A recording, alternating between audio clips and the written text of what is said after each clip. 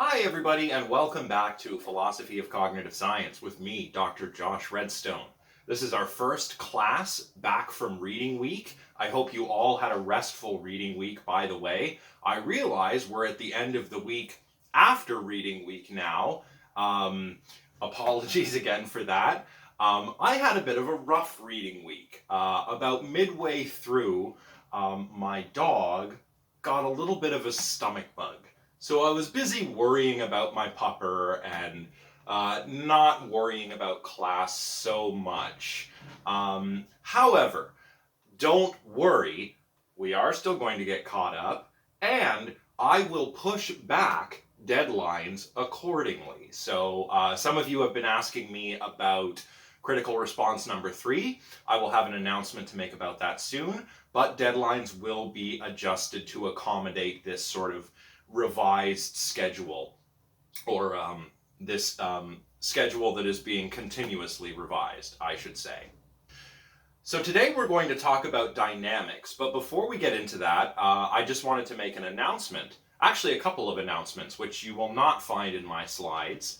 The first announcement is to do with note-taking. We need a volunteer note taker. Now, as you know, I make my PowerPoint slides available to all of you before the lectures go up. And those PowerPoint slides really in the situation that we're in with everything being done virtually are really working more like my own lecture notes.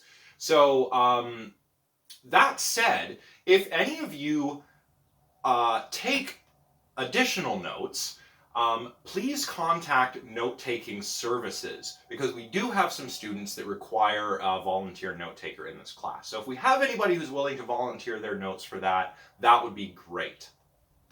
The next announcement, and I'll have a link to this in the Carleton newsroom in the video description, concerns flexible and compassionate grading. As you may or may not be aware, you can have your letter grade converted to either a satisfactory grade or an unsatisfactory grade. Why might you want to do this? Well, let's say you are failing a course. Perhaps you have below 50% in a course. Getting an F on your transcript is going to affect your Carleton GPA.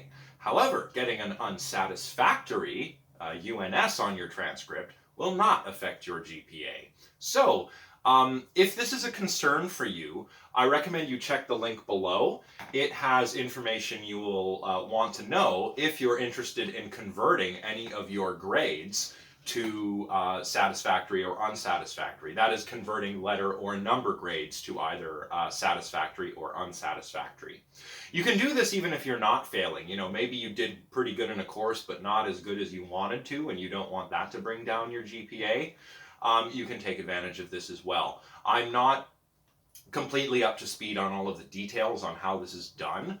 That's why I've linked you to the story in the Carleton newsroom. So again, click the link in the description if you want to learn more about converting grades from number or letter grades to the satisfactory or unsatisfactory on your transcript.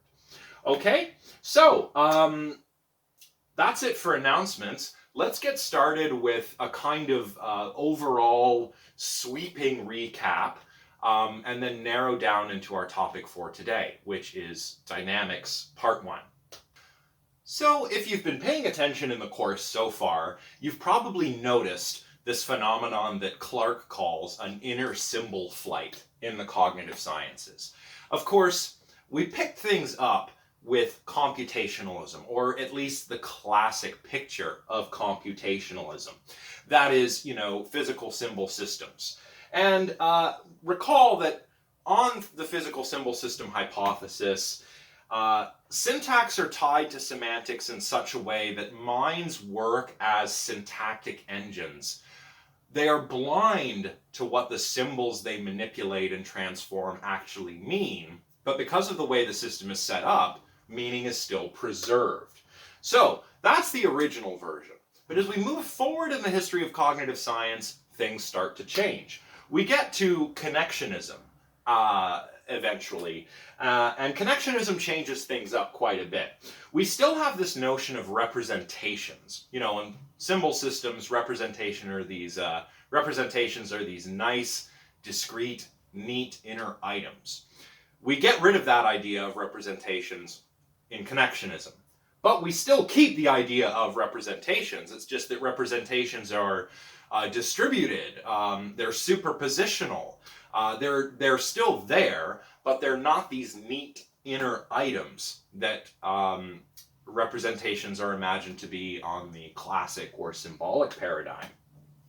And more recently, we've seen, as we've taken a look at neuroscience and robotics and artificial life, that things have been shaken up even further.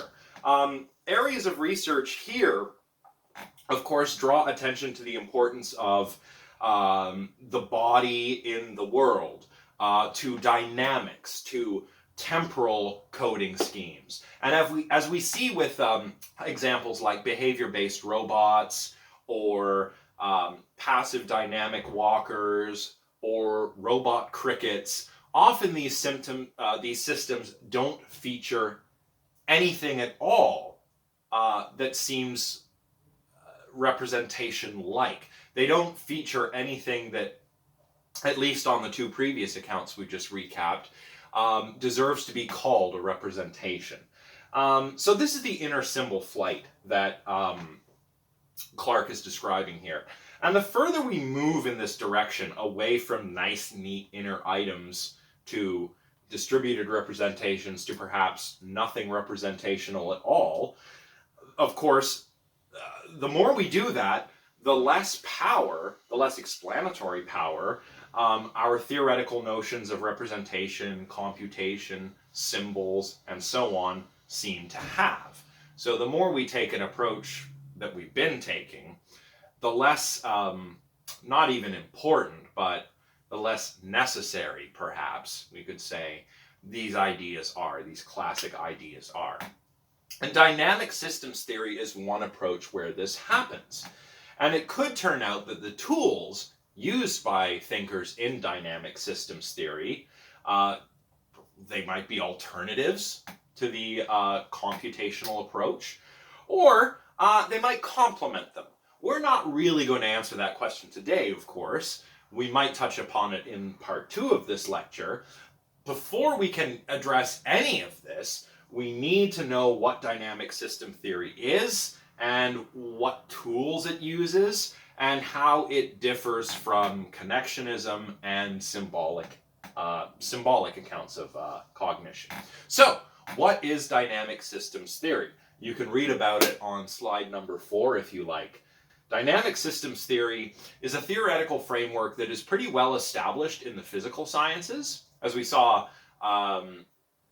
in previous chapters when we talked about emergence, we kind of bumped up against some of the themes that we'll find in this chapter when we talk about dynamic systems theory. You know, when we're talking about convection rolls and frying pans and so on and so forth. Dynamic systems theory is used to model changes over time, phenomena that change over time, including how the changes change over time. So, very meta. Now, many systems change over time. Probably most systems change over time. Dynamics isn't interested in all systems that change over time. Dynamic systems theory is particularly interested in systems that change, where the patterns of change exhibit kinds of complexity that the tools of dynamic systems are suited toward tackling or describing, or the kinds of complexity that these tools are geared towards.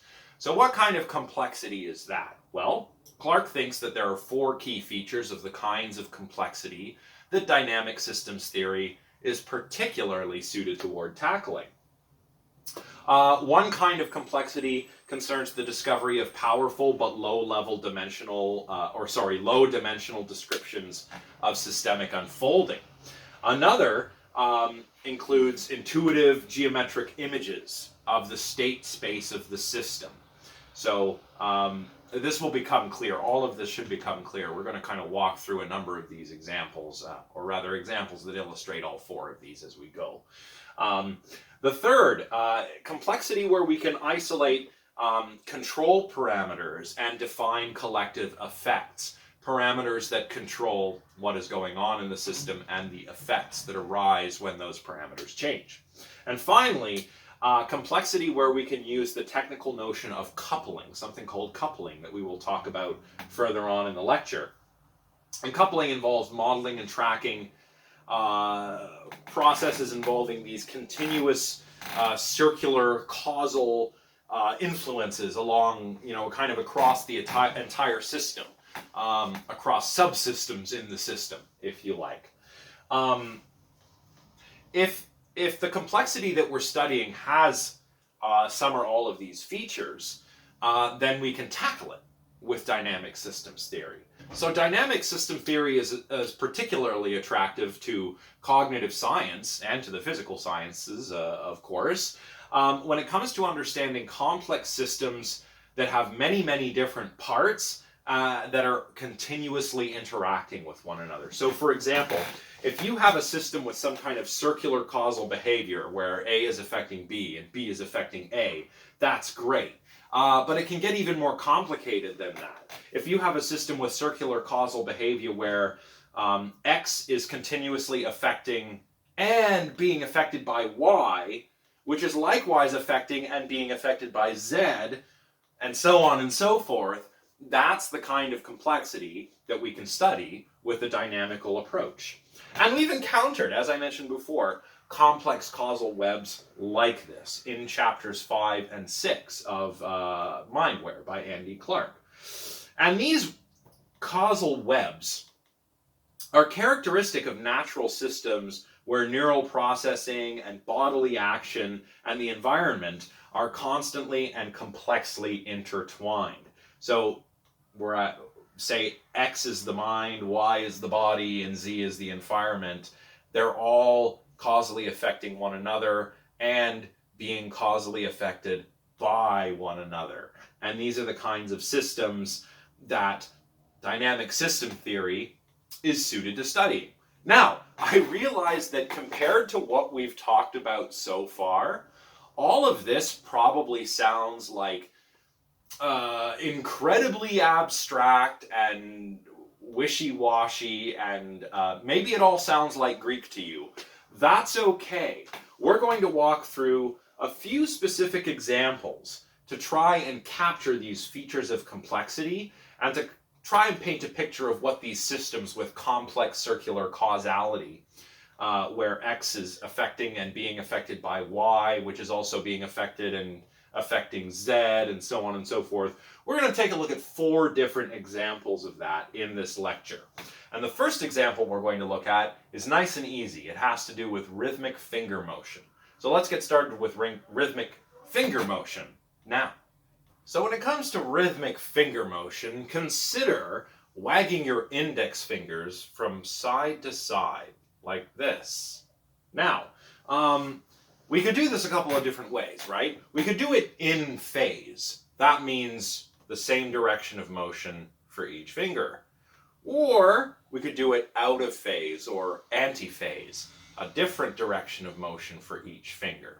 Now, when we do this at low speeds, no problem. Here's in phase, here's anti-phase or out of phase. But when we do this at high speeds, this one is stable. See? No problem. No problem. But if we do the anti-phase one at high speeds, it tends to collapse into the in-phase one. Whoa, why is that? How do we make sense of that? Well, Kelso, in a couple of publications from the 80s and 90s, plotted the relationships between, these kinds of finger motions, in phase, anti-phase, slow, fast. Oh, see, I'm collapsing back in. So you can try this yourself at home. It's mildly entertaining. Now, Kelso plotted the relationship between the fingers' motions using a collective variable, a notion that I mentioned earlier in the lecture. The collective variable in this case is the relation between the variables that describe the individual finger motions. So here's one variable, here's another variable, and the collective variable describes the motions of the fingers moving together. So this variable is constant in the antiphase approach, okay? Up to a point, up until a point, and that is a critical point, where motion seems to collapse into the in-phase kind of motion. You know, at high speeds we move in phase. The antiphase collapses into this at high speeds.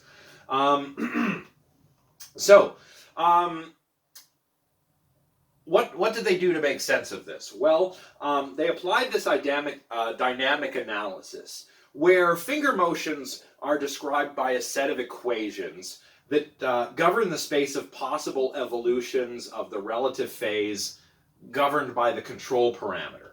We call this entire space of possible evolutions, possible temporal evolutions, we call that the state space, or the phase space of the system. So my fingers moving, we've got one variable, two variables, a collective variable that describes them both. That is a phase space, or a state space. And we can understand the set of trajectories through the state space as something that dynamic system theorists call flow. We also need a couple of other concepts to understand what's going on here, like attractors and repellers. Attractors are points in state spaces where any one trajectory passing through it is drawn towards that region in the space, and a repeller is the opposite. Any trajectory that passes near a repeller is pointed away from the state, from that area of the state space. And something called bifurcation occurs when a small change in parameter values reshapes the flow in the state space. If you'd like a clearer example than I am able to give, check out box 7.1, where Franklin has an explanation of dynamical analysis, and this highlights really well the idea of attractors and repellers using real numbers. So check out box 7.1 if you need to clarify any of these terms. But the point is, Kelso and his colleagues made sense of the changes in rhythmic finger motion using these tools, understanding finger motion as governed by a control parameter, collective variables that are governed by a control parameter, and they make sense of all of this by looking at how these trajectories, which are what happens, antiphase, out of phase, what possibilities of finger motion can my fingers take depending on the speed I'm moving them through time. Those are all trajectories through this particular phase space. And Hacken, Kelso, and Bunz use dynamic analysis to illustrate how different patterns of coordinated finger motions result from different values in the control parameter, which in this case is frequency of oscillation. And their model could actually account for the observed phase transitions, going from phase to antiphase, without the need to posit anything like a switching mechanism, which is probably what you would posit if you were a hardcore traditional computationalist, right? Some kind of mechanism that directs your fingers to start moving in another way at a particular time, say at a high frequency of oscillation, say. So, but we don't need that. We can understand this just in terms of dynamical analysis, by understanding rhythmic finger motion in terms of a state space or a phase space that has attractors and repellers, that has a control parameter which, when it hits a certain value, changes what is going on with the variables in the system, right? So, the interesting thing about their model, by the way, about Hacken, Kelso's, and Bunz's model, is that it could also predict and explain the results of selective interference in the system. So what happens if I stop one of your fingers from moving, or if I keep telling you to slow down and speed up, or something like that. And it could also predict the time taken to switch from phase to antiphase. Very interesting stuff. And this model, even though we're not really going into any of the mathematical details, indeed Clark doesn't, because the math is way beyond anything that we're equipped with to deal with in this course, their model is still pretty good, because, as Clark says, it's perched somewhere between description and explanation. It's not mere description, right? parameters in the system need to be carefully selected for, in order for our model to have predictive force. So we're not just describing what happens using math. We're also able to predict what will happen if we changed a control parameter or some collective variable, right? But it's also different than traditional explanations in cognitive science because it abstracts away from how the individual components in the system behave. And it looks at how the system behaves overall by virtue of how the individual components affect one another and are affected by one another. So that's rhythmic finger motion. If you're not clear on this, again, check back with this section of Clark. Read box 7.1 for an example of some of those concepts like attractors and repellers in action, and try it yourself at home. It's kind of fun. Now let's briefly talk about the idea of treadmill stepping, which is drawn from research on how infants learn to walk. So, learning to walk, if you're a human infant, includes a number of different things, right? First, you have this ability, which is present at birth, to perform coordinated stepping motions when held in the air. Perhaps you've seen this if you happen to know a baby and you hold it up in the air like this. It kind of, does those baby steps while you're holding it up in the air, right? Now, this coordinated stepping response actually disappears around 2 months of age.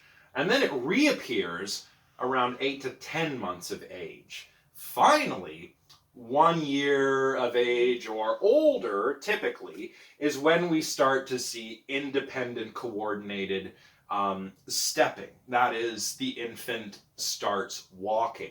So, how do we explain this? Well, traditionally, it was thought that this behavior, of course, was best explained by some kind of set of instructions.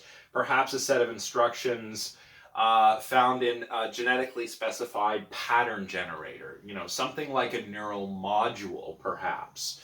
But Thelen and Smith, in a 1994 paper, argue that no such system, with explicit instructions for timing, generating these stepping patterns, no such system like that actually exists. Rather, they propose, learning to walk is a matter of interactions between neural states, musculoskeletal features of the leg, and features of the local environment.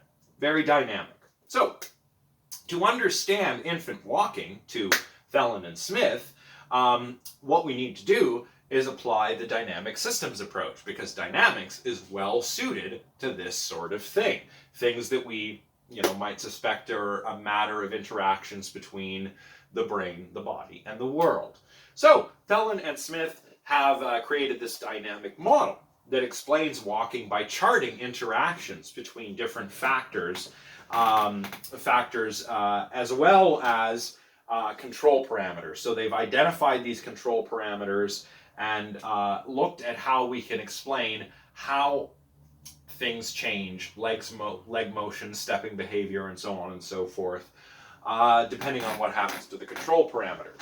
And we're not going to go into the model in very much detail, but what I will say are that there are a number of significant findings that do lend quite a bit of support to Thelen and Smith's model. They are two findings particularly. The finding that stepping motions can be induced in the absent period. That is, stepping motions can be induced between 2 months and roughly 8, 9, or 10 months when this mid-air suspended stepping motion disappears. We can actually induce it if we hold the infant upright in warm water rather than in air. Interesting. Moreover, one other finding that supports the dynamic model is that non-stepping 7-month-olds that are held upright on a treadmill, remember this is during the absent period, when if you hold the baby in the air, it won't do the weird baby step. If you hold it upright on a treadmill, it can actually perform complicated alternate stepping motions. They could even compensate for 2 different belts with one foot on each belt where the belts are moving at different speeds. Infants can even compensate for that. Is that because they have some kind of complicated genetically specified baby walking mechanism in the brain? Probably not. Rather, stepping is dynamic. It's not the result of some kind of inner command system. It's a bit like how adults step, which, as I said in a previous lecture, is not so much, thinking of every step you take, but a controlled, continuous falling forward where you never really fall down because you keep walking, right? So, here in the dynamic explanation, bodily parameters like the weight of the leg, the orientation of the limb on the treadmill are implicated in the behaviors observed. So, for example, one body parameter or one environmental parameter that's probably important, actually it's probably a bodily parameter, is weight, right? If we hold a 7-month-old infant upright in the air, those are heavy baby legs and they don't step. But if you put them in water, because of the buoyancy of the water, the stepping behavior reappears because the effective weight of the baby legs has gone down. So that's one example. Orientation of the limb on the treadmill. If we hold a 7-month infant upright on a treadmill and we don't hold them such that they make a full step, where like a heel-toe step, we don't see this walking motion. So the leg has to be oriented to the surface in the right way. So we have to hold the infant over the treadmill in the right way. So these are like musculoskeletal environmental parameters that interact with neural states to produce walking. All stuff that we can explain using dynamic systems theory. No need for inner representations. No need for discrete symbols. No need for rules. It's all the brain and the body and the world affecting one another and continuously being affected by one another. And that's how babies learn to take their first steps. Amazing stuff. It's like babies are some kind of really well-programmed behavior-based robot or something. I mean, babies are more than that, but it's fascinating. The conscious control that we associate with many of the motor actions like walking that we perform all the time as adults, babies do this, learn to do this at least without this kind of conscious control. And that is just really cool. All right, let's talk about probably the paradigmatic example used to illustrate the dynamic approach, and that is the Watt governor, which was, of course, invented by James Watt to help govern, that is, control the speed of a steam engine. So back in the day, we had steam engines, right? Now, when steam engines run, there are going to be variations in the steam pressure, the amount of steam delivered to the pistons and the engine. So the engine's going to go faster. If there's more pressure, less steam means we have a slower engine. Now, we want to control the engine's speed. So we need to keep it running at a constant speed. And we can do this with this throttle valve to let, the right amount of steam into the engine, into the pistons. But human engineers, by the way, before the invention of the Watt governor, had to do this manually. But we don't want to do it manually. We want to make the process automatic. So what could we do? Well, we could have a computational solution or a dynamic solution, which is the Watt governor. Let's examine each of those solutions to see how they differ. Now, the computational solution would involve some kind of series of steps and measurements and so forth. Maybe we could make a device and program it such that the device measures the speed of the flywheel. So the flywheel is being turned by the steam entering the engine. Compare it to a desired speed based on how fast we want the engine to actually be running. Calculate the change in the steam pressure we needed to bring the flywheel down to that speed or up to that speed. Activate the throttle, and so on, thereby keeping the steam pressure constant.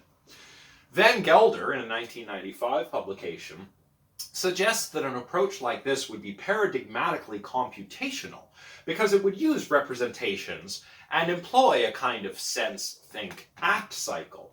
It would have to use internal representations or symbols to represent the speed of the flywheel, for example. It would have to apply computations to transform those representations, to bring the current speed to the desired speed, for example. It would need a well-defined program. That is a sequential and a series of sequential and cyclical operations to keep the flywheel and thereby the crankshaft and the pistons and all those steam engine parts working the way we want them to. And it would be nicely decomposable in terms of task analysis. It would have what Van Gelder calls homuncularity. Now, this would work. This would work perfectly fine. But of course, we're talking about steam engines here. We're talking about 19th century technology. Yes, Charles Babbage invented a digital computer in the 19th century, but we wouldn't have had the technology to implement a computational solution like this at the time. So Watt couldn't have used this solution. Instead, he built the Watt governor, which is a type of centrifugal governor, something that controls or governs a process, in this case, the speed at which the engine is running. Now, I'm not going to try and give a detailed explanation of the Watt governor here. You can see how it works in Clark in chapter 7, figure 7.2 on page 146. You can also check out the video that I've linked in the video description. Basically, the Watt governor spins.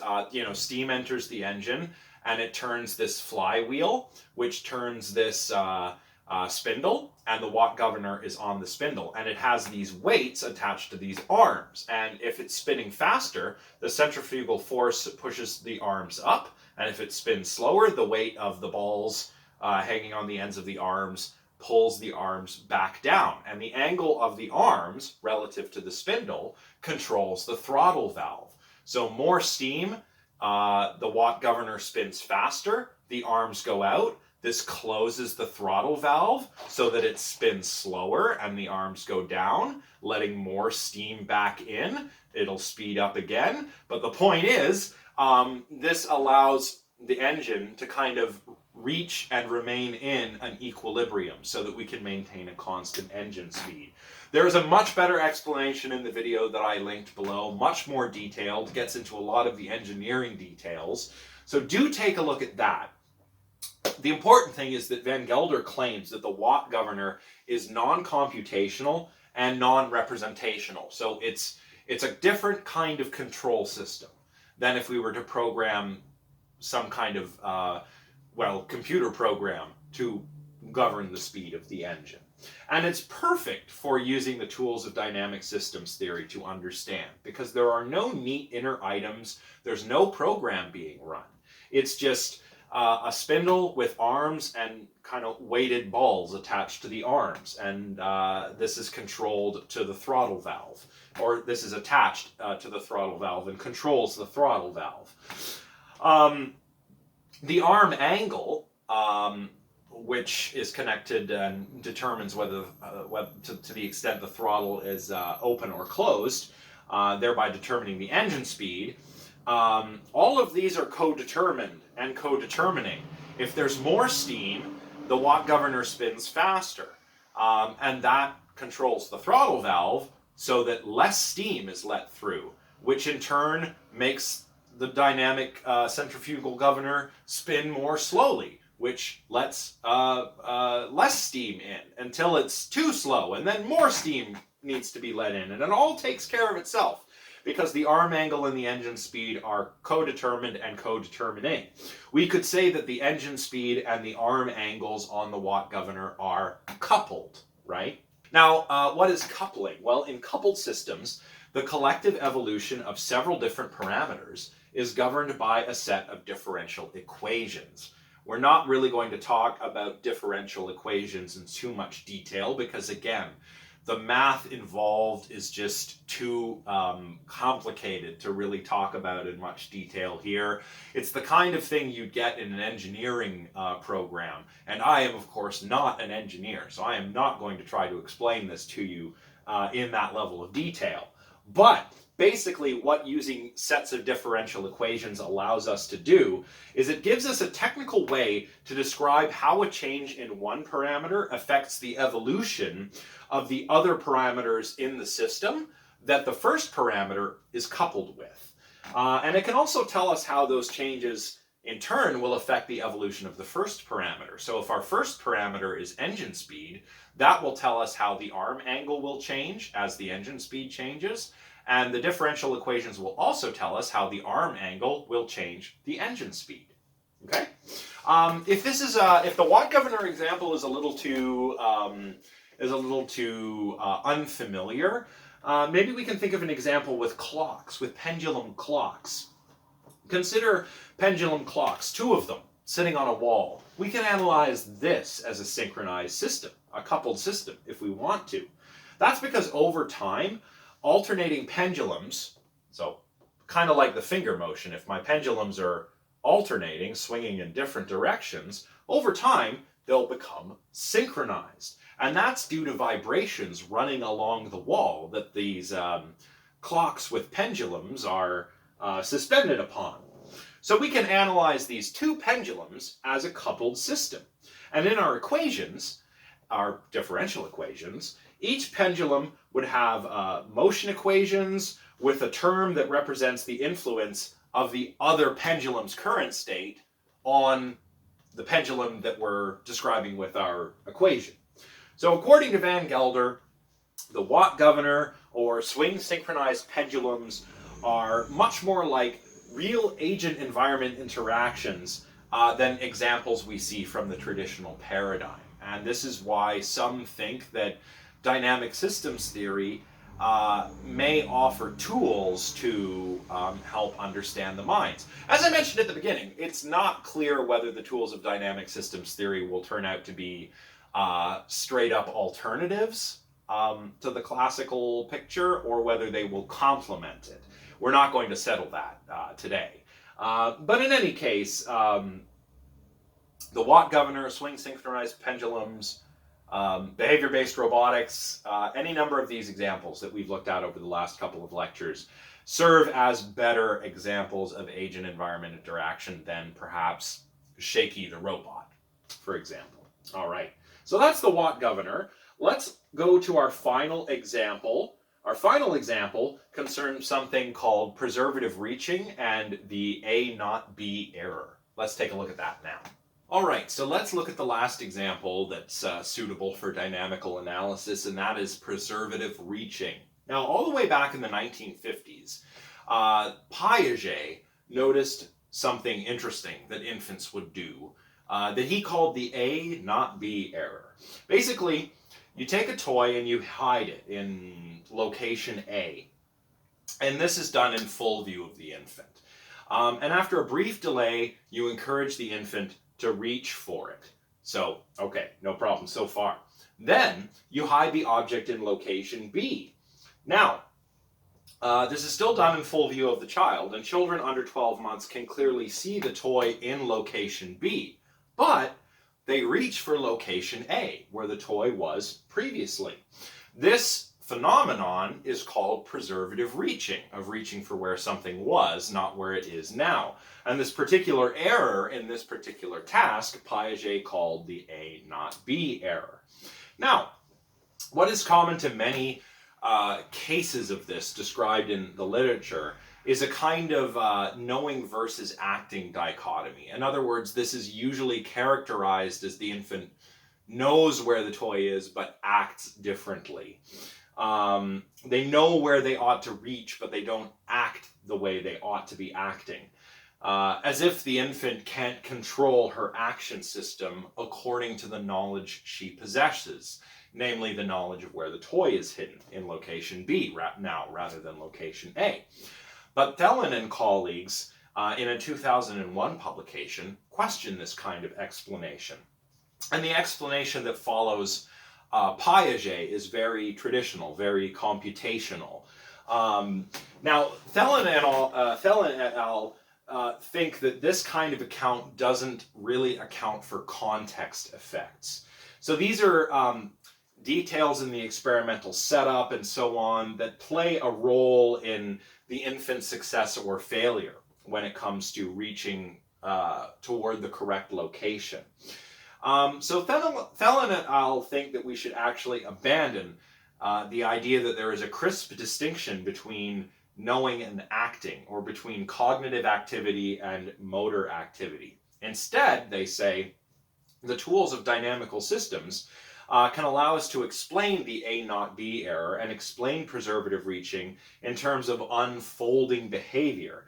That is the unfolding behavior of the infant, which is fixed by these complex interactions between internal and external forces. And none of these external or internal factors and forces are exclusively cognitive or exclusively motoric. So, how do Thelen et al. Do this? Well, they use dynamic field theory, especially the notion of a dynamic field. What they do with their model is aim to create, or aim to describe, rather, a sort of delicate balance in a system where factors like cue salience, recent behavior, and working memory. Cue salience here might be the experimenter showing the child where the toy is. Recent behavioral history is where the child reached before. Working memory could be the infant's memory of what she did before, so on and so forth. All of these interact to yield the performance differences in the infant's reaching behavior between the time when the item was in location A and when it was in location B, and what the child does on each trial.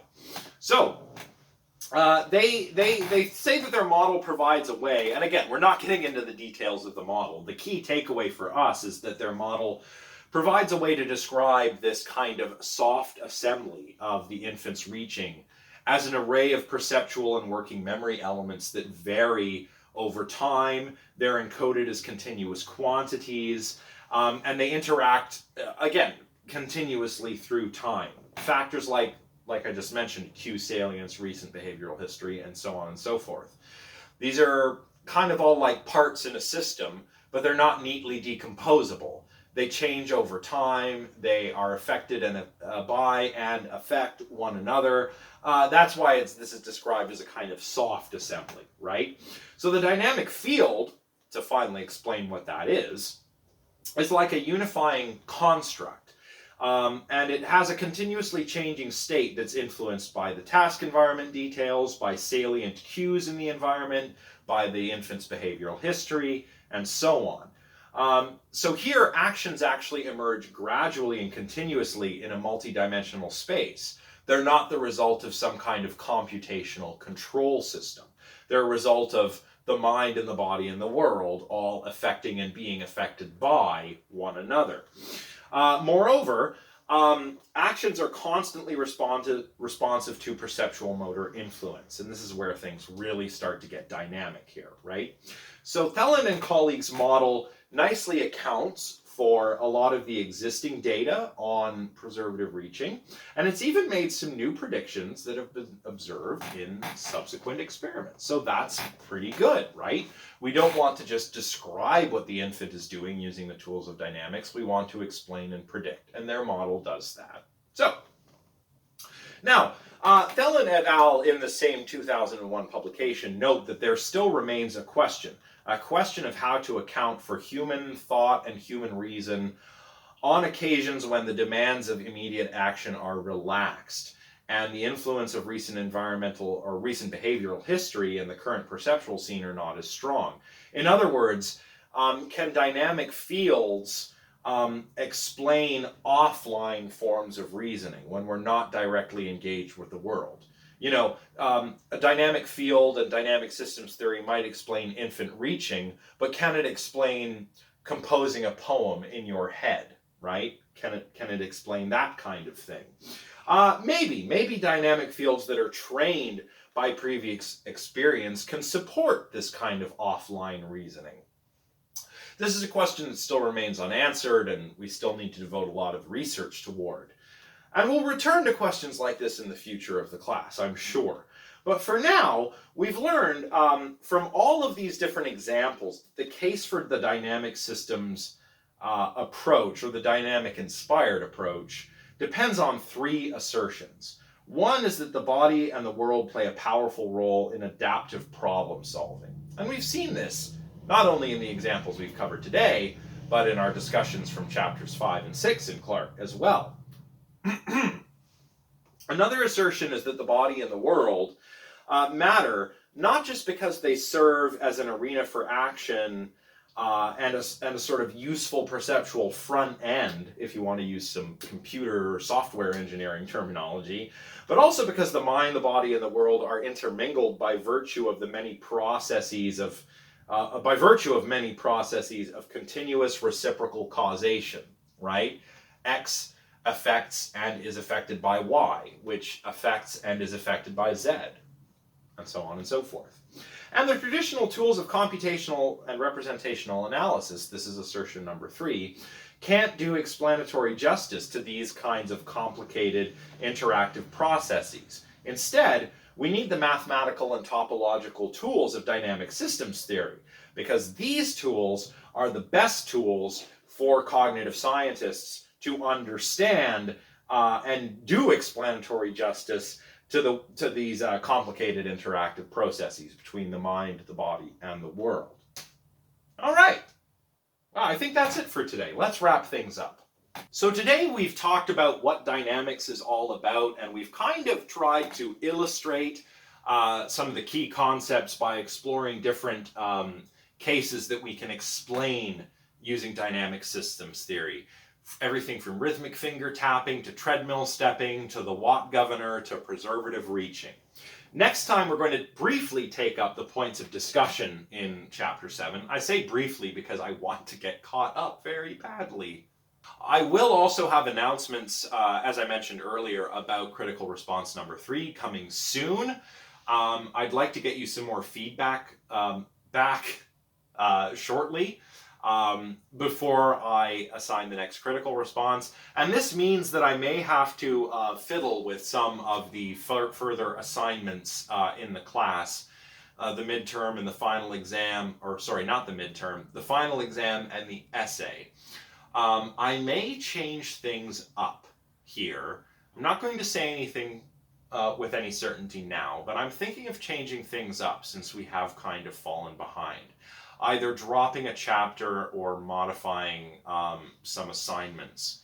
I will share details on all of this soon. So keep an eye on CU Learn for my announcements. And as always, if you have any questions, let me know. So I hope you're all doing well. I hope you're taking care of yourselves. If you have any questions about anything, please let me know. And I will see you next time where we will wrap up the chapter on dynamics. Bye for now, everybody.